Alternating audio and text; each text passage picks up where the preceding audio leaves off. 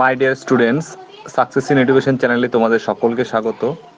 আমরা এর আগে একাদশ শ্রেণীর ফিলোসফি বিষয়ে আলোচনা করেছিলাম। তোমরা এর মধ্যে সবাই জেনে গেছো যে একাদশ শ্রেণীর সমস্ত বিষয়ের সমস্ত সিলেবাস চেঞ্জ হয়েছে এবং পরীক্ষার প্যাটার্নও চেঞ্জ হয়েছে। তো আজকে আমরা একাদশ শ্রেণীর শিক্ষা বিজ্ঞান বা আমরা যদি বলি শিক্ষা বিজ্ঞান বা এডুকেশন সাবজেক্টের সমস্ত টপিকটা একটু বিস্তারিত আলোচনা করব। এই সিলেবাস যদি সম্পর্কে আমরা একটু বুঝতে পারি তাহলে খুব সহজে বুঝে যাব যে সিলেবাসে আমাদের কি পড়তে হবে। তো দেখো, লেখা রয়েছে West Bengal council of higher secondary education syllabus for class 11 and class 12। 11 আর 12 এর সমস্ত বিষয় আমরা এখানে জানতে পারবো যে কি কি রয়েছে। তার আগে একটু সিলেবাসটা বুঝে নিই। দেখো, এবং এডুকেশন ইডিসিএন, এই ইডিসিএন মানে হচ্ছে এডুকেশন। এডুকেশনকে আমরা যখন সংক্ষিপ্ত আকার দিই তখন আমরা ইডিসিএন বলে থাকি। দেখি আমাদের সিলেবাসে কি কি রয়েছে। দেখো, প্রথমে রয়েছে যে ক্লাস 11-এর যে সিলেবাস সেমিস্টার 1, সেই সেমিস্টার 1-এর যে অবজেক্টিভ রয়েছে। অবজেক্টিভ মানে হচ্ছে আমরা কি কি এখান থেকে শিখতে পারবো। যেমন to understand the meaning, concept and aim of education, মানে বুঝতে পারবো। আন্ডারস্ট্যান্ড মানে বোঝা, অর্থ, শিক্ষার অর্থ কি সে সম্পর্কে বুঝতে পারবো। A become the award difference of the meanings and the scope of educational philosophy and difference to the schools to understand the meaning and nature, scope and educational psychology, sociology কি, সোশ্যোলজি শিক্ষা সংক্রান্ত কি প্রভাব ফেলে সেগুলো আমরা বুঝতে পারবো।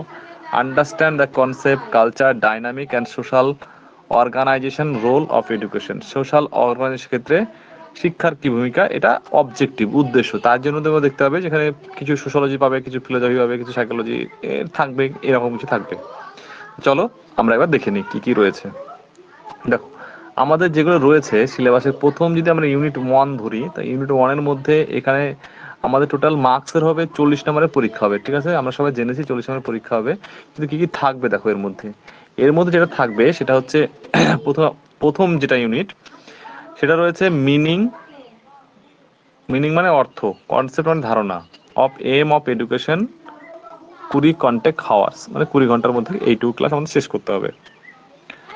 যে মিনিং অফ এডুকেশন, মিনিং মানে অর্থ, শিক্ষার অর্থ কি, শিক্ষার কনসেপ্ট মানে শিক্ষার ধারণা কি, অ্যান্ড ডেফিনেশন শিক্ষা বলতে কি বোঝায় education, nature and the scope of education শিক্ষার প্রকৃতি কি, আর পড়বো কি narrow and wild concept of education, সংকীর্ণ অর্থে শিক্ষা কি এবং ব্যাপক অর্থে শিক্ষা কি, আমরা সেটা পড়বো। Aim of education, aim of education মানে শিক্ষার লক্ষ্য কি, individualistic and socialistics aim of education, শিক্ষার ব্যক্তিতান্ত্রিক লক্ষ্য কি এবং শিক্ষার সমাজতান্ত্রিক লক্ষ্য কি, specific aims of educations and constitutional values, মানে স্পেসিফিক মানে নির্দিষ্ট লক্ষ্য কি, সেটা হচ্ছে কনস্টিটিউশনাল মানে সাংবিধানিক দিক দিয়ে, মূল্যবোধ দিক দিয়ে ডেমোক্রেটিক কি, গণতন্ত্র এবং ধর্মনিরপেক্ষতা সেকুলারিজমস কি, সেই সব বিষয়ে আমরা আলোচনা করব। ফ্যাক্টর অফ এডুকেশনস, ফ্যাক্টর মানে উপাদান, কার উপাদান, শিক্ষার উপাদান কি, লার্নার, লার্নার মানে শিক্ষার্থী, টিচার, টিচার মানে শিক্ষক, কারিকুলাম মানে পাঠ্যক্রম এবং এনভায়রনমেন্ট মানে হচ্ছে পরিবেশ। তাহলে শিক্ষার উপাদানের ক্ষেত্রে শিশুকেন্দ্রিক শিক্ষার লক্ষ্য কি, আদর্শ শিক্ষকের গুণাবলী কি, পাঠ্যক্রম বলতে কি বোঝায় এবং পরিবেশ বলতে কি বোঝায়, আমরা সে সমস্ত বিষয়গুলো এখানে আলোচনা করব। এছাড়াও কিছু বিষয় রয়েছে যেগুলো ইউনিট 2-তে রয়েছে। ইউনিট 2-তে যেটা রয়েছে সেটা হচ্ছে ফর্মস, ফর্মস মানে রূপ অফ এডুকেশন, শিক্ষার রূপ কি, এই ফর্মস মানে রূপ, এজেন্সি মানে সংস্থান বা সংস্থা, শিক্ষার রূপ আর সংস্থা কি, হচ্ছে forms of education, formal, informal, non formal. Formal মানে হচ্ছে প্রথাগত শিক্ষা কি, প্রথাগত শিক্ষার বৈশিষ্ট্য কি, ইনফর্মাল মানে প্রথা অপ্রথাগত শিক্ষা বা অনিয়ন্ত্রিত শিক্ষা কি, অনিয়ন্ত্রিত শিক্ষার বৈশিষ্ট্য কি, আমরা এগুলো পড়বো। আর নন ফর্মাল মানে হচ্ছে প্রথা বহির্ভূত শিক্ষা কি। এখানে হচ্ছে meaning, concept, character, need, role and limitation. তাহলে মিনিং কি, কনসেপ্ট কি, নেচার কি, নিড, রোল আর লিমিটেশন, লিমিটেশন বাধা কি। এজেন্সি অফ এডুকেশন, এজেন্সি মানে হচ্ছে সংস্থা, কার, অফ এডুকেশন, এডুকেশনের সংস্থা কি, হচ্ছে school, family, mass media. School মানে আমরা জানি বিদ্যালয়, ফ্যামিলি মানে পরিবার, মাস মিডিয়া মানে গণমাধ্যম, নিউজ পেপার মানে পত্রিকা, TV, radio, cinema, internet, library, religion institution, open schools and and open university role only. এই সমস্তগুলো আমাদের শিক্ষাক্ষেত্রে কি ভূমিকা পালন করে আমরা সেই বিষয়ে জানবো। তারপর হচ্ছে guiding agencies of educations, NCERT, SCERT, diet, NCTE, UGC এবং UNESCO.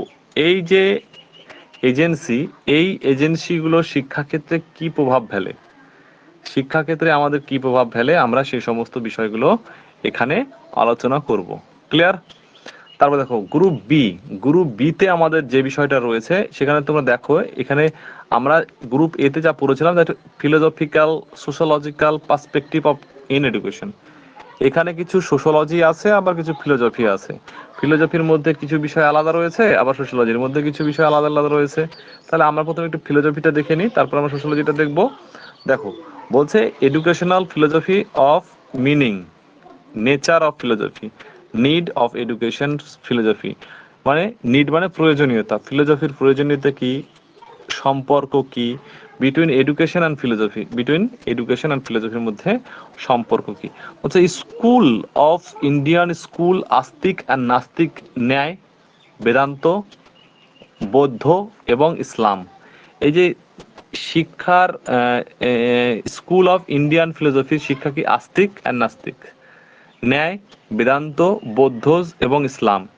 Basic principles and education implication. এই যে ন্যায় দর্শন কি, বেদান্ত দর্শন কি, বৌদ্ধ দর্শন কি এবং ইসলাম কি, এই বেসিক প্রিন্সিপালগুলো কি, which specific refers to the metaphysics, অধিবিদ্যা কি, এপিস্টেমোলজি জ্ঞানবিদ্যা কি এবং অক্সিওলজি মানে তত্ত্ববিদ্যা কি। এই সমস্ত বিষয়গুলো আমরা এখানে আলোচনা করব। এটা তো গেল ইন্ডিয়ান স্কুল অফ ফিলোজফি। এইবার আমরা এখানে আরেকটা বিষয় পাবো, এটা ইন্ডিয়ান পেলাম, আর একটা কি পাবো এখানে আমরা, ওয়েস্টার্ন পাবো। ওয়েস্টার্ন মিনস হচ্ছে পাশ্চাত্য। ওয়েস্টার্ন কি কি, idealism, realism, naturalism and pragmatism, basic the principles of educational implications. এই ভাববাদ, বাস্তববাদ, প্রকৃতিবাদ এবং প্রয়োগবাদের ভূমিকা কি সেগুলো আলোচনা করা হয়েছে এখানে। এবার দেখো এখানে বলছে কি, এডুকেশনস অফ সোশ্যোলজি। সোশ্যোলজি কি, সোশ্যোলজি মিনিং কি মানে অর্থ কি, প্রয়োজনীয়তা কি, এডুকেশনাল সোশ্যোলজি কি, relations between education and society মানে শিক্ষার সঙ্গে সোশ্যোলজির সম্পর্ক কি সেটা আলোচনা করব। Sociology organize and social structure, social organization সংস্থান এবং সোশ্যাল কাঠামো, সামাজিক কাঠামো কি, ফলকোয়ে, ফলকোয়ে মানে লোকনীতি, mores and the social groups and the social mobility, সামাজিক গোষ্ঠী এবং সামাজিক বিচলন বলতে কি বোঝায়, মোবিলিটি মিনস বিচলন। Culture and education, social and cultural change, roles of educational regarding this, সামাজিক পরিবর্তন বুঝে, culture and education, social and cultural change, social মানে সমাজ এবং কালচারাল পরিবর্তন কি এবং এক্ষেত্রে তার রিগার্ডিং গুলো কি কি আলোচনা করো। এইটুকু আমাদের সিলেবাস শেষ। তাছাড়া আরো কিছু বিষয় রয়েছে, দেখো এখানে লেখা রয়েছে ইন্টারনাল অ্যাসেসমেন্ট।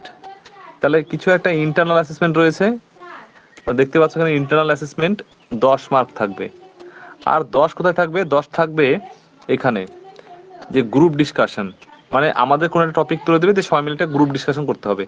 এই গ্রুপ ডিসকাশনের মধ্যে থাকছে 5 5 আর 5 10, টোটাল 10 নম্বরে থাকবে আমাদের অ্যাসাইনমেন্ট।